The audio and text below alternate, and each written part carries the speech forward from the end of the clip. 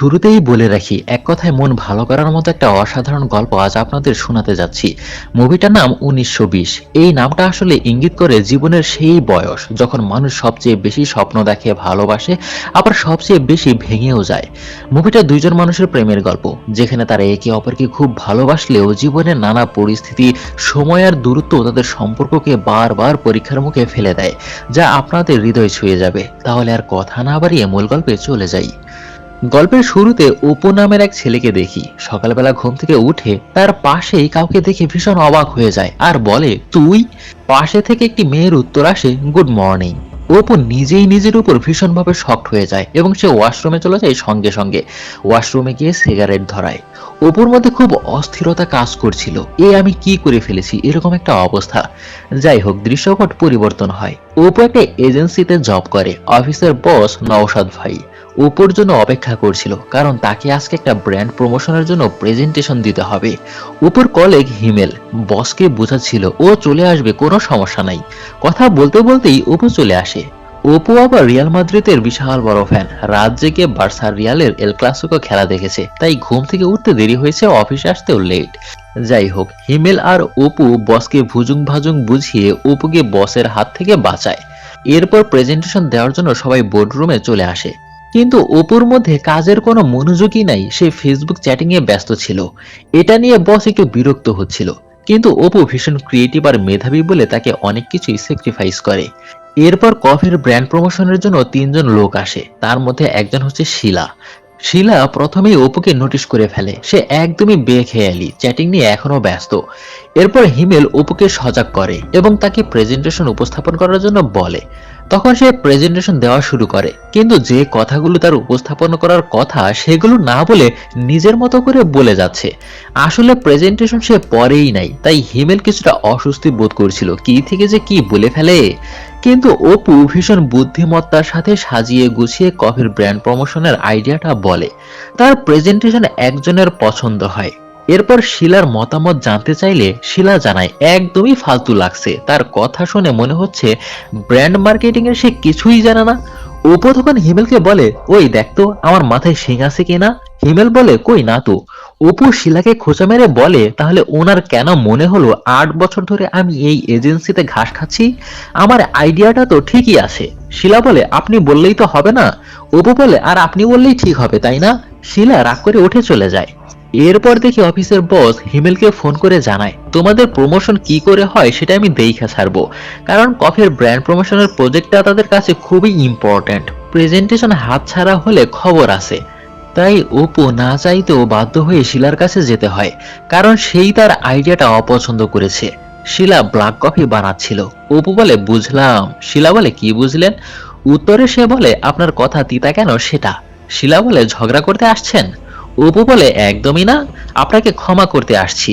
যারা আমার ক্রিয়েটিভিটি নিয়ে প্রশ্ন তুলে তাদের সাধারণত আমি ক্ষমা করি না, কিন্তু যে মেয়েরা কপালে ছোট্ট কালো টিপ পরে তাদের ক্ষমা করে দিই।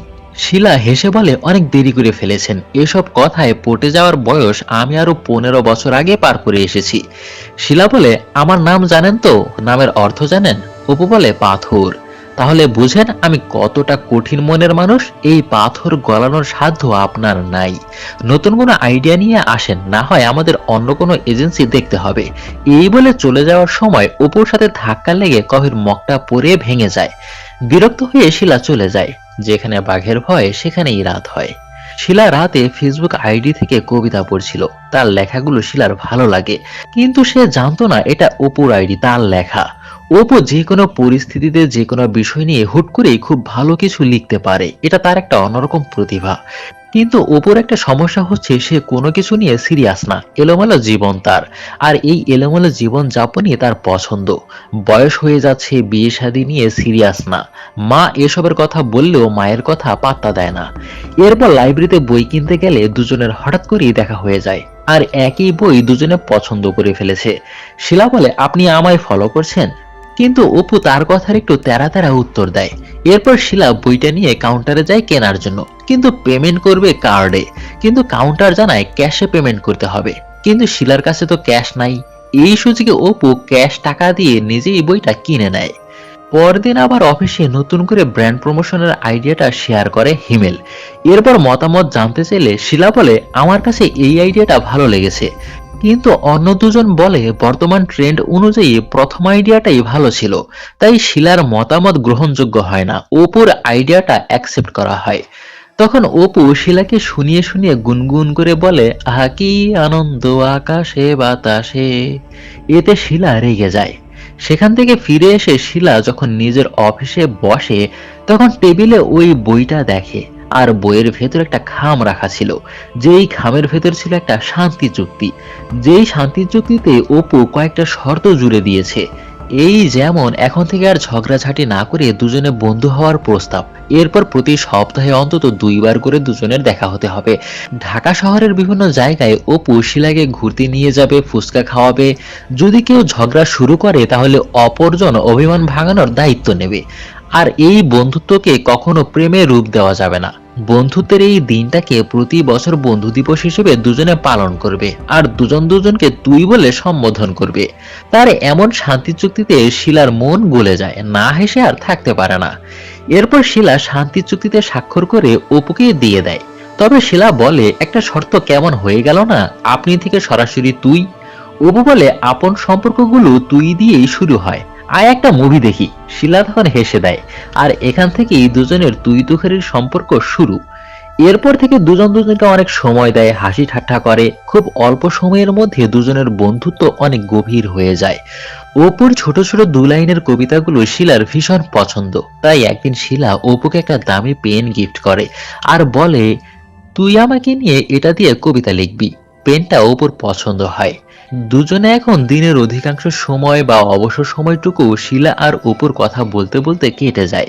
সারাদিন দুজনের গুজুর গুজুর আলাপের জন্য শিলার বোন দোলার পড়তে ডিস্টার্ব হচ্ছিল। তাই দোলা বলে, এত কথা না বলে দুজনে বিয়ে করলেই পারিস।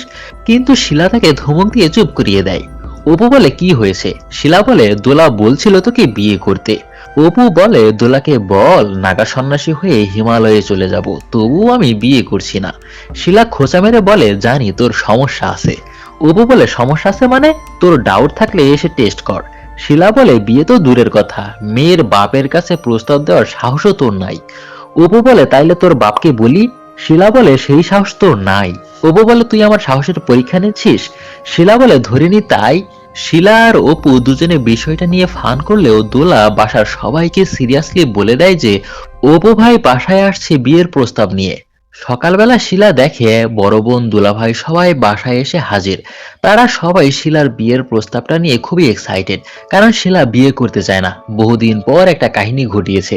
তাই সবাই চায় তাদের বিয়েটা হোক। তাই শিলা দোলাকে গালাগাল করে, তুই বাসার সবাইকে বিষয়টা বুঝিয়ে বল যা, আমরা মজা করছিলাম। কিন্তু দোলা বলে, আমি এখন আর পারবো না, বিষয়টা অনেক দূর এগিয়ে গেছে। শিলা পড়ে যায় মাইনকা চিপায়, কাহিনী অনেক দূর গড়িয়ে গেছে। বাবাকে বলতে গিয়েও সাহস পায় না, কারণ বাবা দুঃখ পাবে। তাই শিলা অপুকে বলে, তুই বাসায় এসে এমনি দেখা করে যা, পরে যা হবার সেটা দেখা যাবে। তাই অপু সেদিন রাতে শিলার বাসায় আসে। শিলার বাবা অপুর সাথে পার্সোনালি কথা বলে, তুমি শিলাকে পছন্দ করো, বিয়ে করতে চাও? অপু কথা না বলে মাথা নিচু করে যেন লজ্জা পাচ্ছিল। তার এমন নম্রভদ্র আচরণ দেখে শিলার বাবা অপুকে পছন্দ করে। তাই শিলার বাবা অপুর পরিবারের সাথে কথা বলে। পরের দিনই দুই পরিবার তাদের বিয়ে নিয়ে কথাবার্তা বলে। দুই পরিবারই চাচ্ছিল তাদের বিয়েটা দ্রুত হোক, কারণ দুজনে বিয়ে করতে চায় না। এতদিন পরে একটা সুযোগ এসেছে, তাই আর তারা দেরি করতে চায় না। কিন্তু অপু আর শিলা তো এই মুহূর্তে বিয়ে করতে একদমই অপ্রস্তুত। সামান্য একটা মজার ঘটনা থেকে কি সব হয়ে যাচ্ছে দুজনে বুঝতেই পারছে না, আবার কিছু বলতেও পারছে না। শিলা অপুকে বলে, তুই বলেছিলি তুই কিছু একটা করবি। অপু বলে, বিয়ে তো এখনো হয়ে যায় নাই, আর তুই এত টেনশন নিস না তো। এরপর শিলা তার বোনকে বলে বিয়েটা পিছিয়ে দেওয়ার জন্য, কিন্তু বোন বলে, এখন এসব পাগলামি করিস না, বিয়ের আগে আমারও নার্ভাস লাগতো, বিয়ে হয়ে গেলে সব ঠিক হয়ে যাবে। এক কথায় ফ্যামিলিকে বোঝাতে ব্যর্থ হয়। অপুর ক্ষেত্রেও সেম অবস্থা, সেও ফ্যামিলিকে বোঝাতে পারে না। এখন তো আর কোনো উপায় নেই, দুজনের বিয়ে হয়ে যাবে। তাই বিয়ে থেকে বাঁচার জন্য দুজনে প্ল্যান করে ব্যাগপত্র নিয়ে বাসা থেকে বের হয়ে যায়। রাস্তায় দাঁড়িয়ে গাড়ির জন্য অপেক্ষা করছিল, তারা বান্দরবন যেয়ে কিছুদিন থেকে আসবে। শিলা বলে, আমার সত্যিই খুব হাসি পাচ্ছে, কাপলরা বিয়ে করার জন্য পালিয়ে যায় আর আমরা পালিয়ে যাচ্ছি বিয়ে থেকে বাঁচার জন্য। তবে শিলা বলে, আচ্ছা আমরা কোনো ভুল করছি না তো? অপু বলে, অবশ্যই ভুল করছি, কিন্তু বিয়ে করাটা আরো বড় ভুল হইতো। শিলা পরিবারের কথা ভেবে একটু আবেগী হয়ে যায়। ভাইয়া মারা যাওয়ার পর এই প্রথম বাড়িতে এত আনন্দ ফুর্তি হচ্ছিল, বাসার সবাই কত এক্সাইটেড। এই পর্যায়ে শিলা হঠাৎ করে বলে, তোকে বিয়ে করাটা ভুল হবে জানি, কিন্তু কেন যেন সেই ভুলটাই আমার করতে ইচ্ছে করছে। অপু তখন বলে, তাহলে বিয়ে করবি? চল দুজনে বিয়ে করে ফেলি। মানে হুট করে মন চাইলো বিয়ে করতে, আর বিয়ে করে ফেললাম, এরকম একটা অবস্থা। যাই হোক, এরপর দুজনে পালিয়ে না গিয়ে দুই পরিবার একত্রিত হয়ে আনন্দ উল্লাসে বিয়ে করে ফেলে। বিয়ের রাত পার হয়ে যায়। সকালবেলা অপু ঘুম থেকে উঠে বিছানায় শিলাকে দেখে অবাক হয়ে যায় আর বলে, তুই? শিলা বলে, গুড মর্নিং। অপু বিশ্বাসই করতে পারছে না সে বিয়ে করে ফেলেছে। সঙ্গে সঙ্গে চলে যায় ওয়াশরুমে আর সিগারেট ধরায়, যেটা আমরা শুরুতেই দেখেছিলাম। মানে বর্তমান ঘটনা শুরু। অপু চিন্তায় পড়ে যায়, এতদিন যেভাবে জীবনযাপন করেছি এখন তো সেভাবে জীবন কাটাতে পারবো না, আমার নিজের জীবনেরও তো ঠিক নাই, এসব ভেবে টেনশনে পড়ে যায় অপু। যাই হোক, এরপর ফ্রেশ হয়ে অপু অফিসে গেলে বস তাকে শুভকামনা জানায় বিয়ে করার জন্য। অপু নতুন বিয়ে করেছে, তাই হানিমুনের কথা বলে কয়েকদিনের জন্য ছুটি নিয়ে নেয়। হানিমুনের কথা বলে ছুটি নিলেও অপু স্ত্রীকে সাথে নিয়ে ঘুরতে যাবে না। বন্ধুদের সাথে অনেকদিন ধরে একটা ট্যুর প্ল্যান চলছিল, সেখানে যাবে। তাই শিলা একটু রাগ করে বসে, তাকে সাথে নিবে না বলে। কিন্তু এটা তো ব্যাচেলর ট্রিপ। অপু শিলাকে বোঝায়, তোমাকে নেওয়া যাবে না এই ব্যাচেলর ট্রিপে। শিলাও বিষয়টা মানিয়ে নেয়। এরপর অপু তাড়াহুড়া করে চলে যায়। অপু ঘুরতে গিয়ে সুন্দর বন্ধুদের সাথে ঘুরে বেড়াচ্ছিল আর আনন্দ ফুর্তি করছিল। অন্যদিকে শিলা বাসায় গোছগাছ করছিল। অপু ফিরে আসার সময় ঝিনুকে শিলার নাম লিখে নিয়ে ফিরে আসে। বাসায় আসার পর শিলা কিছুটা অভিমান করেছিল, কিন্তু আস্তে আস্তে ঠিক হয়ে যায়। পরদিন সকালবেলা শিলার হাতের চুরির ঝুনঝুনি শব্দে অপুর ঘুম ভাঙে। শিলা বলে, প্রতিদিন অ্যালার্মের বদল এভাবেই চুরির শব্দে তোর ঘুম ভাঙাবো এখন থেকে। এরপর শিলা তার হাতে একটা লিস্ট ধরিয়ে দেয়। অপু ভেবেছিল বাজারের লিস্ট, কিন্তু না, শিলা খুব সুন্দরভাবে তার কাছে বেড়াতে নিয়ে যাওয়ার আবেদনপত্র লিখেছে। বিয়ের আগে ঢাকা শহরের বিভিন্ন স্থানে তাকে ঘুরতে নিয়ে গেছে, কিন্তু বিয়ের পর একবারও যায়নি, তাই আজকে ছুটির দিন তাকে নিয়ে ঘুরতে যেতে হবে। এরপর অপু শিলাকে নিয়ে ঘুরতে বের হয়। শহরের বিভিন্ন জায়গায় জায়গায় দুজনে ঘুরে বেড়ায়। এক কথায় খুবই রোমাঞ্চকর সুন্দর একটা দিন শিলাকে সে উপহার দেয়। এর কিছুদিন পর অপুর অফিসে নতুন একজন জয়েন করে ক্রিয়েটিভ ডিরেক্টর হিসেবে। অপুর সাথে আবার সে আগে থেকেই পরিচিত, অপুর ফ্যানও সে। নাম তার রুবিনা। পরের দৃশ্যে দেখি শিলার হঠাৎ শরীর খারাপ, কিছু ভালো লাগছে না। অপু তাকে বিশ্রাম নিতে বলে। শিলা তাকে আজকে অফিস যেতে না করে, আজকে বাসায় থাকো, আমাকে সময় দাও। কিন্তু অপু অফিসের নানান কাজের কথা বলে অফিসে চলে যায়। এতে করে শিলার মনটা একটু খারাপ হয়। কিন্তু অফিস যাওয়ার পর বর্তমান ক্রিয়েটিভ ডিরেক্টর রুবিনা ম্যাম শুধু অপুকে নিয়ে ঘুরতে বের হয়, রেস্টুরেন্টে যায়, কফি খায়। রুবিনা ম্যাম অপুর প্রতি আকৃষ্ট। বয়সে বড় হলেও দুজনে বন্ধুর মতো আচরণ করে। এর কয়েকদিন বাদে জানতে পারি আজকে অপুর বার্থডে। তাই অপু রুবিনা ম্যামের কাছে তার বার্থডে গিফট চায়, কিন্তু রুবিনা বলে, স্পেশাল মানুষের গিফট তো একটু স্পেশাল হওয়া দরকার, আর স্পেশাল জিনিস পেতে হলে একটু তো ওয়েট করতেই হবে। অপু বলে, আমি সবসময় তোমার জন্য ওয়েট করতে পারি। রুবিনা বলে, এতটাও ওয়েট করতে হবে না। আর এদিকে বাসায় শিলা অপুর বার্থডে সেলিব্রেট করতে সবকিছু সাজাচ্ছিল, তাকে সারপ্রাইজ দেবে বলে। এর জন্য অনেক আত্মীয় স্বজনদের ইনভাইটও করেছে, কিন্তু অপুর আসার কোনো খবর নাই। ওদিকে অপু রুবিনার সাথে সময় কাটাচ্ছে। রুবিনা তাকে স্পেশাল গিফট দিতে একটা হোটেলে নিয়ে এসেছে, সেই সাথে তাকে লাল পানীয় খাওয়ায়। এদিকে অপুর বাসায় আত্মীয় স্বজন ওয়েট করতে করতে শেষ পর্যন্ত চলে যায়। এই অবস্থায় শিলার মনের অবস্থা কতটা যে নাজুক সেটা বলে বোঝানো সম্ভব নয়। রুবিনা অপুর বার্থডে গিফট হিসেবে নিজেকে বিলিয়ে দিতে চায়, তাকে ভালোবাসতে চায়, তার সংস্পর্শ চায়। অপু হঠাৎই বলে ওঠে, আমি বাসায় যাব। রুবিনার প্রতি আকৃষ্ট না হয়ে মাতাল হয়ে বাসায় ফিরে আসে। বাসায় আসতেই মা তাকে গালাগাল করে, এখন আসার সময় হলো, মেয়েটা কত কষ্ট করে তোর জন্য এসব করেছে। অপু বলে, কে বলেছে এসব করতে? আমি তো বলি নাই। তখন মা বলে, লজ্জা করলো না তোর এই কথা বলতে? নিজের স্বার্থ ছাড়া তুই কিছুই বুঝিস না, হয়েছিস তো বাপের মতো। বাপের কথা বলতেই অপু রেগে ফায়ার। এমনিতেই মাতাল হয়ে আছে, টেবিলে রাখা কেক সবকিছু ফেলে দেয়, ভাঙচুর করে। এখানে বুঝতে পারি তার বাবা তাদের সাথে হয়তো খুব খারাপ কিছু করেছিল, যার জন্য সে এতটা রেগে গেছে। তার এমন আচরণ থেকে শিলা একদম চুপ হয়ে যায়। এরপর অপু বিছানায় গিয়ে শুয়ে পড়ে। শিলার সমস্ত প্ল্যান, আশা ভরসা যেন এক নিমিষেই শেষ হয়ে যায়। তবুও সে নিজেকে শান্ত করে। এরপর শিলা রুমে এসে অপুকে ভালোভাবে শুইয়ে দেওয়ার সময় রুবিনা তখন তার ফোনে মেসেজ করে। তখন শিলা তার মেসেজগুলো চেক করে দেখে রুবিনার সাথে কাটানো কিছু মুহূর্তের ছবি সে সেন্ড করেছে, আর এগুলো শিলা দেখে ফেলে। শিলা এসব দেখে ভীষণভাবে ভেঙে পড়ে। কোনো স্ত্রী স্বামীর সাথে অন্য মেয়েকে সহ্য করতে পারে না, তাই তার ক্ষেত্রেও ব্যতিক্রম নয়। শিলা কল্পনাও করতে পারেনি তার সাথে এমন কিছু ঘটবে, তাই সে অনেক কান্না করে, দুঃখ পায়। এরপর সকাল হলে অপু খাবার টেবিলে আসে। রাতের অমন আচরণের জন্য মায়ের কাছে অপু ক্ষমা চায়। মা বলে, আমাকে সরি বলে কি হবে? যার কাছে সরি বলার তাকেই আর কখনো সরি বলার সুযোগ পাবি না। শিলা বাপের বাড়ি চলে গেছে, আর কখনোই ফিরবে না। এটা শুনে অপু ঘাবড়ে যায়। বারবার শিলাকে ফোনে ট্রাই করলেও সে ফোনে পায় না। হতাশ হয়ে অপু জাহিদ ভাইয়ের সাথে বাসার ছাদে সময় কাটায়, আর বলে, আমার বাবা আরেকজনের সাথে রিলেশন করে আমাদের ছেড়ে চলে গেছে। আমি হয়তো আমার বাবার হিস্টোরিটা রিপিট করতে যাচ্ছি।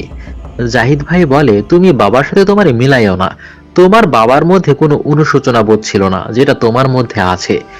এদিকে শিলা অপুকে ডিভোর্স দেওয়ার সিদ্ধান্ত নিয়েছে। বাবা তাকে বোঝায়, তাড়াহুড়ার বশে আমরা অনেক সময় ভুল করে থাকি। তুই যা করছিস ভেবেচিন্তে করছিস তো? শিলা বলে, আমি জানতাম অপুকে বিয়ে করাটা ভুল হবে, সেটা জেনেও আমি ভুলটা করেছি।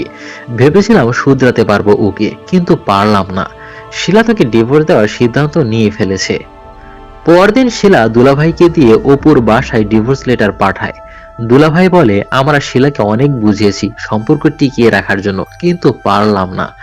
অপুও বুঝে যায় এই সম্পর্ক আর কোনোভাবেই টিকিয়ে রাখা সম্ভব নয়। তাই সে অনেক দুঃখ নিয়ে শিলার দেওয়া সেই পেনটা দিয়েই ডিভোর্স লেটারে সাইন করে দেয়। এরপর দুজনেরই বিচ্ছেদ জীবন খারাপ যেতে থাকে। কিন্তু কিছু মাস পরেই দেখতে পাই শিলার নতুন একটা ভালো বন্ধু তৈরি হয়েছে। সে শিলাকে বিয়েও করতে যায়, সে একজন ডাক্তার। এর কিছুদিন পর অপুর ছোট ভাগ্নির বার্থডেতে অপুর বোন শিলাকে ইনভাইট করেছিল, তাই শিলা সেখানে আসে। অপু বার্থডে কেক কাটার সময় উপস্থিত থাকে। শিলার ফোনে বারবার ফোন আসাতে কথা বলতে বাইরে যায়। সেই সুযোগে অপুও কথা বলতে বাইরে আসে। বলার মতো তো তেমন কোনো ভাষা নেই অপুর, তবুও শিলাকে সে সরি বলে। শিলা বলে, তুই আমার আর কোথাও নেই এখন। অপু বলে, একেবারেই মন থেকে মুছে ফেললি? আমাকে ভালোবাসতে হবে না, অন্তত আমাকে হেট করিস না। শিলা বলে, আমি এখন এনগেজড অপু। এটা শুনে অপু হতবাক হয়ে যায়, কিছুই বলার থাকে না। শিলা তার ওই বন্ধুকে বিয়ে করতে যাচ্ছে, আর অপু পুরনো স্মৃতি মনে করে হতাশ হয়ে যায়, আর ভাবতে থাকে কি ভুলটাই না করে ফেলেছি। একদিন রাতে শিলার কিছু জিনিস উপহার শিলাকে ফেরত দিতে তার বাসার গেইটে যায়, আর শিলাকে ফেরত দেয়। শিলা বলে, এগুলো না দিলেও পারতিস। অপু বলে, এসব বারবার তোর কথা মনে করিয়ে দিচ্ছিল, তাই ফেরত দিতে আসলাম। শিলা বলে, ভালো থাকিস, এই বলে চলে যায়। অপু কোনোভাবেই শিলাকে আর আটকিয়ে রাখতে পারল না। অনেক ডিপ্রেশনের মধ্য দিয়ে তার সময় যেতে থাকে। জীবনের যেন কোনো কুল কিনারেই সে খুঁজে পাচ্ছিল না। কোনো কিছুই বুঝতে না পারে একদিন অপু শিলার ফিয়ান্সের সাথে দেখা করতে হাসপাতালে যায়। সে যে ডাক্তার। এরপর তার সাথে দেখা করে। ডাক্তার অবশ্য অপুর ব্যাপারে জানে, শিলা আগেই সবকিছু তাকে খুলে বলেছিল। এরপর অপু তাকে একটা কথাই বলতে আসে। সম্পর্ক ভেঙে যাওয়ার কারণ হিসেবে অপু নিজেকেই দোষারোপ করে। সব দোষ আসলে আমারই, এখানে শিলার কোনো দোষ নেই। যেহেতু শিলার জীবনে আপনি নতুন, তাই শোনা কথায় আপনি কোনো কান দিবেন না প্লিজ। ডাক্তার জানায়, আমি আপনার কথাটা মাথায় রাখবো।